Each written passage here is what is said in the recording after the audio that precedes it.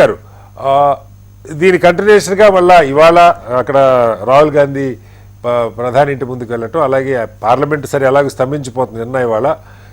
కొద్దిసేపటి క్రితమే మన ప్రజాభవన్ ముందు, ప్రజాభవన్ అంటారా లోక్ భవన్, రాజ్భవన్, మనం గతంలో రాజ్భవన్ అనే గవర్నర్ కార్యాలయం ముందు పెద్ద ఎత్తున వామపక్ష విద్యార్థి సంఘాలు చలో లోక్ భవన్ పిలిపించిన పరిస్థితి.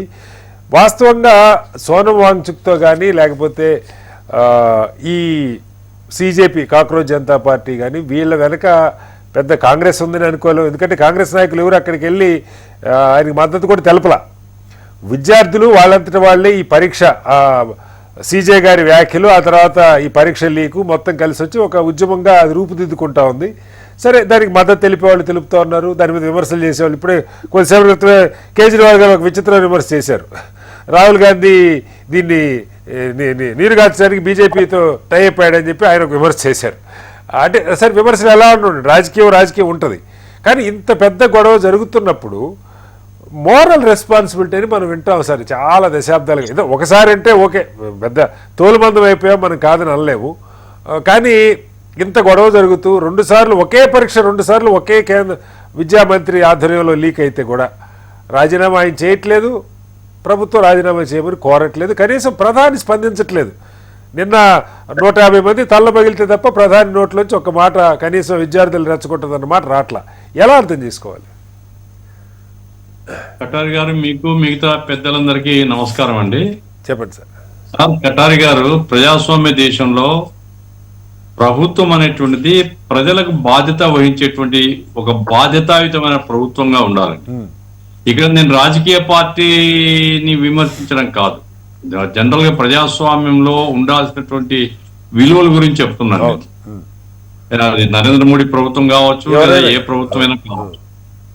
దేశంలో 23 లక్షల మంది పిల్లలు నీట్ పరీక్షకు హాజరైనారు.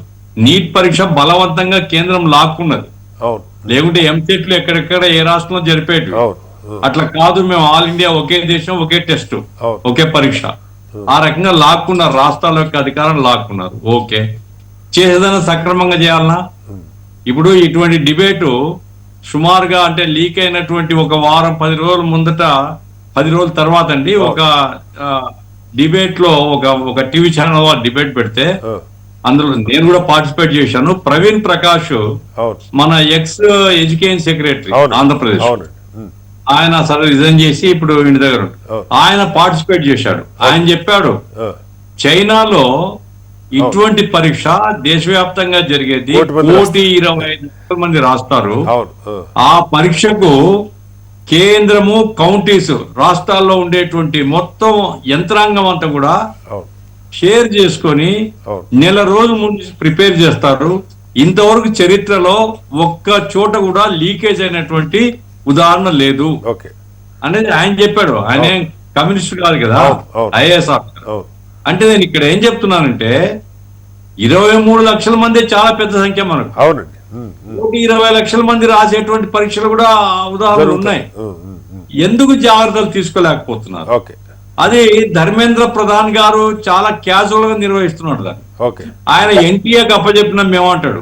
ఎన్టీఏ ఎవరండి? ఎన్టీఏకి ఏం బాధ్యత ఉంది?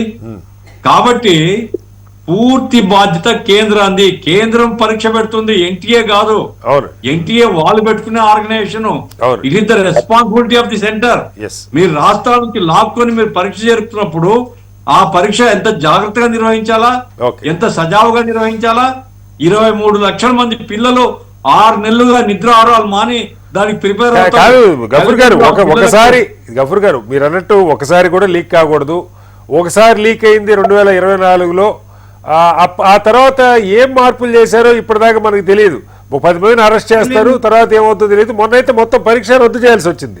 అది పరిస్థితి. కాబట్టి నా పాయింట్ ఏమిటంటే, ఇంత పెద్ద ఒక సంఘటన జరిగినప్పుడు, పిల్లలు ఆత్మహత్యలు చేసుకున్నప్పుడు, 23 లక్షల కుటుంబాలు చాలా తపన ఆవేదనతో ఉంటున్నప్పుడు ప్రభుత్వం స్పందించాలి కదండి. ధర్మేంద్ర ప్రధాన్ స్పందించాడా? వెంటనే స్పందించలేదు. మేము అబ్జర్వ్ చేసాం. దాదాపు 10 రోజులు పట్టింది ఆయనకు. ఆయన ఏమన్నాడు, ఎన్టీఏ వాళ్ళు బాధ్యత తీసుకోవాలి, దీనికి ఎన్టీఏ మేము జాగ్రత్తలు తీసుకుంటాము. అదే ఎందుకు అంటే అది కాదు సార్. మీరు అంటే ప్రభుత్వాలు సహజంగా ఎవరైనా నష్టం జరుగుతుంది, పొలిటికల్గా మాట్లాడుకుందాం. ఇది నైతిక బాధ్యత సంగతి పక్క పెట్టండి. దేశంలో పెద్ద ఎత్తున పిల్లలు రోడ్ల మీదకి వస్తున్నారు. మీరు 24లోనే రోడ్ల మీదకి వచ్చారు, చాలా గందరగోళం జరిగింది. సరే, అది ఏదో అట్లా ఆగిపోయింది. ఇప్పుడు ఇంత జరుగుతున్నప్పుడు, ప్రాణాలు కోల్పోతున్నప్పుడు నష్టం జరుగుతుందని ప్రభుత్వానికి చెడ్డ పేరు వస్తుంది. అసమర్థ ప్రభుత్వం అనుకుంటున్నారు, అవినీతి ప్రభుత్వం అనుకుంటున్నారు. రాజీనామా చేయమని ఎందుకు వాళ్ళైనా కోరరు? కనీసం ఎందుకు ప్రధాని స్పందించరు? పాయింట్ ఏంటంటే, ఇప్పుడు రవిమార్తి గారు చాలా చక్కగా చెప్పారు. ప్రధానమంత్రి జోక్యం చేయాలి. అసలు ధర్మేంద్ర ప్రధాన్ ఆయన నైతికంగా బాధ్యత వహిస్తూ రాజీనామా ఇచ్చి ఉండాలా. కొంచెం ఏమాత్రం బాధ్యత ఉన్న ప్రజాస్వామ్యంలో. లేదు అంటే నరేంద్ర మోడీ గారు పిలిచి రాజీనామా తీసుకొని ఉండాలా. ఇది రాజకీయ సమస్య కాదండి, బాధ్యతకు సంబంధించి. ఈ దేశంలో లక్షల మంది ప్రజల తల్లిదండ్రులు, విద్యార్థుల తల్లిదండ్రులు, వాళ్ళ సమస్య. కాబట్టి పిల్లలు సార్ నిన్న దాదాపు 1,00,000 మంది హాజరైంటారు. 60-70 అంచనా ఏదైనా ఉండొచ్చు. వీళ్ళందరూ ఎవరండి? వీళ్ళు ఒక రాజకీయ పార్టీ పిలిపిస్తే వచ్చారా? ఎవరు లేరు సార్. అధికార ప్రధాన ప్రతిపక్షం కూడా దరిదాపుల్లో లేరు. ఇవాళ ఆయన రోడ్డు మీదకి వచ్చాడు. ఎక్కడెక్కడి నుంచో పిల్లలందరూ కూడా స్పందిస్తున్నారు. అసంతృప్తి ఉంది. అరే, ఇంత అన్యాయమా మాకు అనేటువంటిది వచ్చినప్పుడు ఆ పిల్లల యొక్క వేదన, వాళ్ళ బాధ అర్థం చేసుకొని ప్రభుత్వం స్పందించి ఉంటే ఇంత అల్లకల్లోనం జరగదు కదా. వాళ్ళు నిరాదీక్షలు కూర్చున్నారు. వాంగ్చుక్ గారు ఆయన ఒక పర్యావరణ వాంగ్చుక్ తో మాట్లాడకపోవచ్చు, కానీ ఆ విద్యార్థి ప్రతినిధులతో వాళ్ళతో మాట్లాడి ఒక పరిష్కారం చేసుకుని, అయ్యా ధర్మేంద్ర ప్రసాద్ రాజీనామా ఇస్తున్నాడు, ఈయన తీసేకపోయినా ఆయన రాజీనామా ఇస్తున్న నైతిక బాధ్యత వహించి, మా గొప్పతనం ఇది, మా మంత్రి నైతిక బాధ్యత వహిస్తున్నాడంటే ఎంత మంచి పేరు. ఇప్పటికి కూడా అసలు స్పందన లేదండి. వీళ్ళు రాచరిక ప్రభుత్వాన్ని నిర్వహిస్తున్నారా, ప్రజాస్వామ్య ప్రభుత్వాన్ని నిర్వహిస్తున్నారా అని.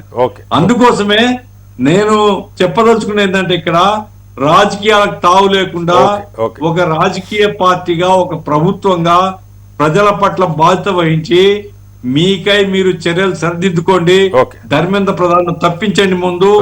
ఆ తర్వాత చనిపోయినటువంటి విద్యార్థులకు ఈ నష్టపరిహారం ఇస్తారా, ఆర్థిక సహాయం చేస్తారా? ఆ కుటుంబాలండి, ఎంతో ఎదిగొచ్చిన పిల్లవాడు, డాక్టర్ కావాల్సినాడు, ఈ రోజు చనిపోయిన వాళ్ళ కుటుంబాలు ఎంత సఫరించులో ఉంటాయి. కాబట్టి వాళ్ళకి ఏ రూపంలో ఆదుకోవాలా? ఇది ఎవరో చెప్తే నేర్చుకుంటారా మీరు? మీకు పిల్లలు లేరా? మీకు గుండెలు లేవా, హృదయాలు లేవా? కాబట్టి కేంద్ర ప్రభుత్వమే పూర్తి బాధ్యత తీసుకోవాలా. జరిగిన సంఘటనలకంతా నరేంద్ర మోడీ బాధ్యుడు అనేటువంటిది చాలా స్పష్టం అండి. మౌనముని అని ఆయన అన్నాం మనం. ఎవరిని? మన్మోహన్ సింగ్ ను మౌనముని తాత అయిన. కాబట్టి మోడీ గారు స్పందించాలా, ధర్మేంద్ర ప్రధాన్ తప్పించాలా, విద్యార్థుల్ని సహాయం చేయాలా చనిపోయిన వాళ్ళకి.